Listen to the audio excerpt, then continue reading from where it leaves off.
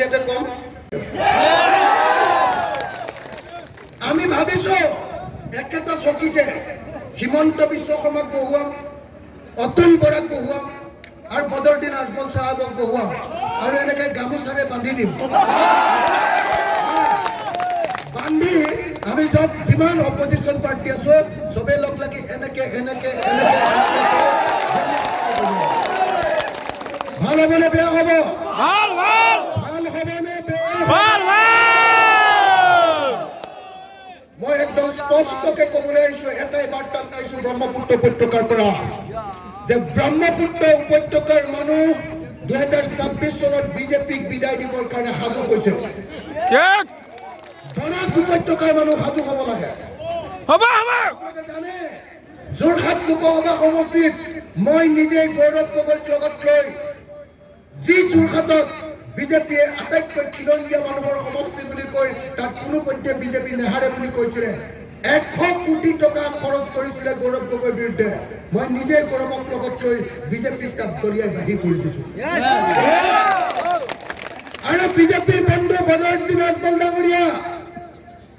তেওঁ ধুবুৰী সবে কৈছিলে যে বদৰুদ্দিন আজমলক কোনেও হৰুৱাব নোৱাৰে মই ৰকিবুল হুছেইনক ধুবুৰীলৈ লৈ গৈছো নিজে থাকি লৈছো 44 মিটিং কৰিছো আৰু বদৰুদ্দিন আজমলক ব্ৰহ্মপুত্ৰত দলিয়াই থৈ আহিছো ভাল হৈছে নে বেয়া হৈছে নাই 2026 চনত আমাক সাম্প্ৰদায়িক চৰকাৰ নালাগে 2026 চনত আমাক ফেচিষ্ট চৰকাৰ নালাগে 2026 চনত আমাক ধৰ্ম নিৰপেক্ষ চৰকাৰ লাগে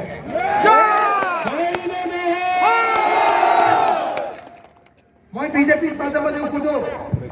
তোমালোকে বোলে হিন্দুক বৰ ভাল পোৱা মুছলমানক বোলে খুব বেয়া পোৱা মই শুনিছো যে তোমালোকে মুছলমানক বেয়া পোৱা ঠিক আছে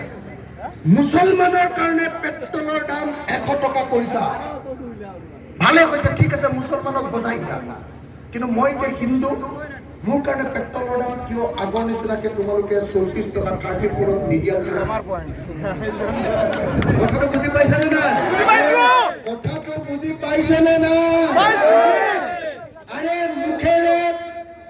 মুছলমানক গালি পৰে মুখেৰে কয় যে মুছলমানে দেশখন খালে কিন্তু যেতিয়া পেটত লাভ দিয়ে তেতিয়া মুছলমানকো দিয়ে হিন্দুকো দিয়ে খ্ৰীষ্টানকো দিয়ে সকলো জাতিৰ মানুহকে বিজেপিয়ে পেটত লাভ দিয়ে হয়নে নহয় দাই হয়নে নহয় এটা গেছ চিলিণ্ডাৰৰ দাম বিজেপি অহাৰ লগতে চিলিণ্ডাৰ গেছৰ দাম আছে 414 টকা 414 rupees আর বিজেপিয়ে সিলিন্ডার গ্যাসের দাম করেছে 1115 rupees 1152 টাকা হয় না তো হিন্দুর কারণেও একটা দাম মুসলমানের কারণেও একটা দাম খ্রিস্টানের কারণেও একটা দাম কিন্তু বাহিৰত তেওঁলোকে কৈ থাকে যে দেশৰ শত্ৰু অকল মুছলমান হয় নে নহয় হয় নে নহয়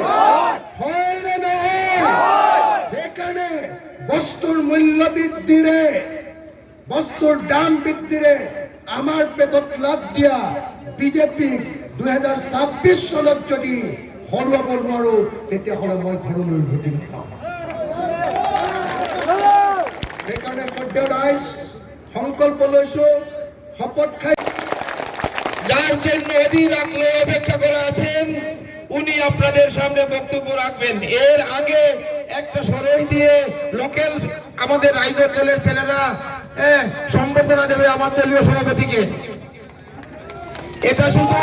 সরাই নয় এটা ভালোবাসার প্রতীক মানে নারায়ণপুর বন্দুক মারার জনসাধারণ কি হারে উকিল গগৈকে ভালোবাসে এটাই একটা সংক্ষিপ্ত উদাহরণ আপনাদের সামনে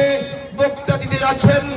আমাদের দলের সভাপতি অতুল গগৈ আপনারা দয়া করে শান্ত